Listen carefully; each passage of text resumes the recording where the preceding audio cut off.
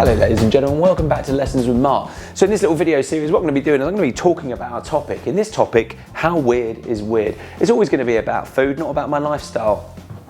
So, if you do like these videos, don't forget to like and subscribe and smash us a comment and let us know if there's something else you'd like to see. If you want to see me cooking, I've done plenty of other videos, but in this one, people ask me questions, I like to answer them, so let's get cracking on.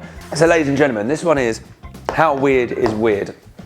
Now I think this one, the idea kind of came from seeing an Asian risotto, okay? And I wanted to kind of talk about it and pull it apart and kind of go, it's not weird, it's just cooking. So if you was to think, oh, fresh pen. So food is broken down, I've done this before, into taste, flavor and taste, okay?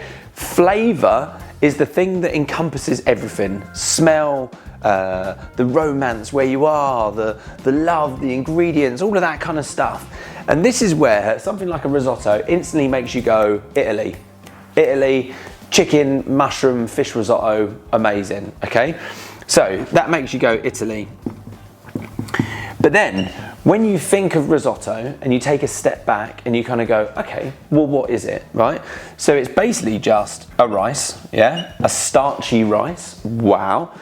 What other people use starchy rice, or what other cuisines use starchy rice? Of course, you can go absolutely everywhere. You can go Spanish, you can go, hey, they've got a paella.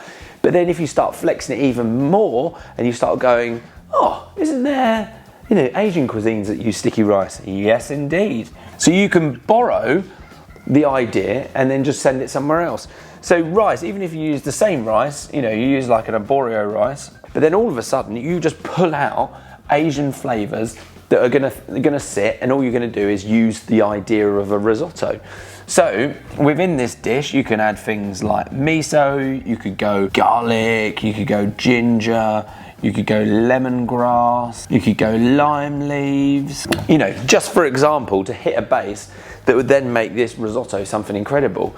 And then, instead of thinking the risotto as a standalone dish, like you're gonna just put loads of stuff through it, why not do some kind of delicious glazed fish, like a miso glazed salmon that was just put on top of this? I think it's genius. I love it. Then this is the thing about cooking, is like, if you think of things as traditional, then you're always going to be stuck within certain parameters. But if you kind of go, look, I like the idea, but I want to flex it to my taste buds, let's go. Does that sound weird? Does Asian risotto sound weird? In your head, yes, because you have all these perceptions of what a risotto should be, but in reality, an Asian risotto is not weird, it is just delicious.